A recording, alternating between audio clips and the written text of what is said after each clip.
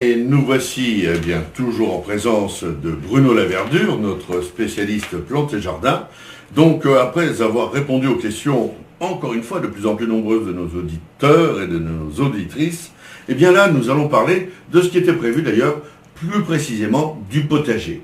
Alors, le potager, Bruno, que faut-il faire en ce moment? Alors c'est vrai que on a fait les plantations de printemps, on va commencer déjà à faire les premières récoltes. En plus avec le temps qu'on a eu, eh bien, c'est toujours bien pour le jardinier. Bon, sauf qu'il faut arroser un petit peu, mais nous y reviendrons tout à l'heure. Et puis là on arrive en période de sainte glace, donc on va pouvoir commencer à planter ou à semer des variétés qui sont plus sensibles au froid. Bon, je pense en particulier à tout ce qui est cucurbitacées, mais ça on aura plutôt tendance à attendre le 15 juin pour les planter. C'est concombre, cornichons, etc. Voilà. Et ça se plante en poquet. Alors, je ne sais pas si vous savez ce que c'est qu'un poquet. Vous allez me l'apprendre. Alors, vous faites tout simplement un trou après, bien entendu, avoir préparé votre terre. Et émiettez bien cette terre de manière à ce qu'elle soit assez régulière. Bon, pour les cucurbitacées, d'une manière générale, c'est demandeur de beaucoup de nourriture. Donc, n'hésitez pas à mettre un bon fumier, pas directement sur les graines, mais préalablement un enfouissage au moment du bêchage. Et ensuite, vous faites des trous et vous mettez plusieurs graines en même temps. C'est ce qu'on appelle le poquet. Autrement, vous pouvez semer en ligne. Et puis, mais ça, on attend le 15 juin, donc. Oui, parce que ça va être quand même... il faut attendre quand même que la terre soit bien réchauffée. Je pense qu'on se reverra d'ici là. Oui. Et également, pour décorer un tas de fumier, eh bien, vous pouvez planter peut-être un ou deux potirons ou potimarrons qui vont orner à la fois votre tas de fumier et qui, avec la nourriture qu'il y aura sur ce tas de fumier, vont pouvoir se développer correctement. C'est ce que souvent on voyait dans les cours de ferme dans le temps. Oui, oui. Bon, il va y avoir aussi tous les semis de haricots verts qui demandent évidemment des températures au-dessus de 10 degrés. Donc là, ça peut être semé en ligne, vous allez compter à peu près tous les 15-20 cm en gros. En général, quand on ne sait pas toujours à quelle profondeur on enterre les graines. Alors c'est assez simple, une petite graine ou une grande graine, vous allez calculer 2 fois sa taille. Et ça vous fera exactement la profondeur de la graine que vous devrez semer. Ah oui, oui, oui. Voilà. Alors, je sais aussi qu'il y a beaucoup d'horticulteurs ou de maraîchers qui vous proposent des plants déjà tout faits. Là, effectivement, c'est intéressant parce que vous allez gagner du temps, mais toujours essayer d'avoir une température qui soit à peu près équivalente à celle de l'intérieur, parce que les maraîchers, en général, les mettent en végétation et les développent déjà à l'intérieur de serres.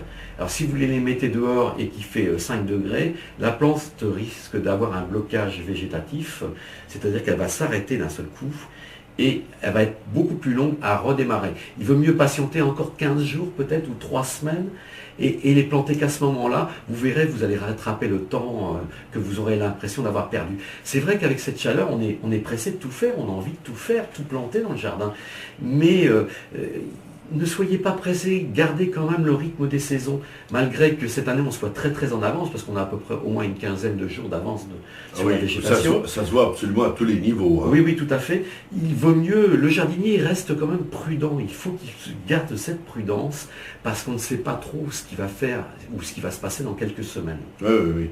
Et comme autre, salade par exemple Les salades, il faut suivre, les radis, il faut suivre également, il faut profiter. Les salades et les radis par exemple, ou même les épinards, ce sont des plantes qui supportent mal les grosses chaleurs. Donc il faut essayer d'en semer, vous allez faire un rythme tous les 15 jours à peu près, de manière à ce qu'il y ait une rotation dans votre jardin, qui est toujours quelque chose à couper en fait. Hein.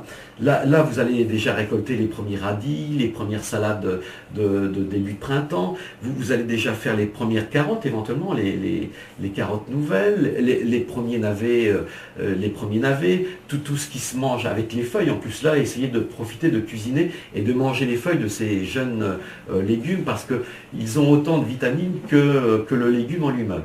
Et disons que souvent on nous pose la question, il y a des gens qui ont un tout petit carré Et donc, moi je leur conseille, mais je ne suis pas un expert comme vous, je leur conseille de commencer par un herbier, non? Qu'est-ce que vous en pensez? Oui, c'est sympa, parce que d'avoir quelques plantes condimentaires, c'est quand même toujours plus agréable. Et quels sont les plus faciles à faire? Les plus faciles, si vous avez une zone un petit peu ombragée, ça serait de mettre tout simplement le persil. Bon, ça c'est le nerf de la guerre.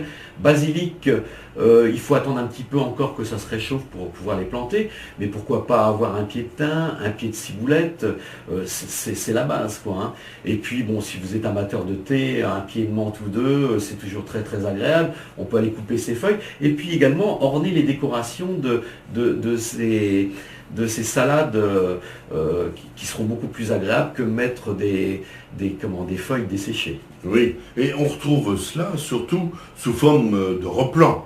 Oui, c'est vrai qu'en cette saison, on les retrouvera beaucoup sous forme de replan, mais aussi on peut éventuellement faire des semis. Le persil, c'est pas toujours très très évident à réussir, donc si vous êtes vraiment amateur, bien acheter un petit plant de persil, ça vous fera des bonnes touffes. Et moi, je préférerais, en ce qui concerne le persil, du persil à feuilles plates, le persil d'Italie, plutôt que le frisé.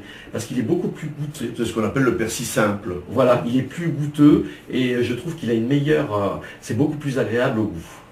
D'accord, alors il nous reste, ben oui, on parle beaucoup et tout ceci est très intéressant, mais on va terminer cette émission, on se retrouvera dans un mois comme d'habitude, mais par un problème récurrent là, enfin depuis quelques semaines, on peut le dire, c'est la sécheresse. Alors, les économies d'eau, vous le savez qu'ils frappent à peu près une quinzaine de départements déjà, et que tout le monde est plus ou moins menacé. Alors quels sont vos conseils, Bruno?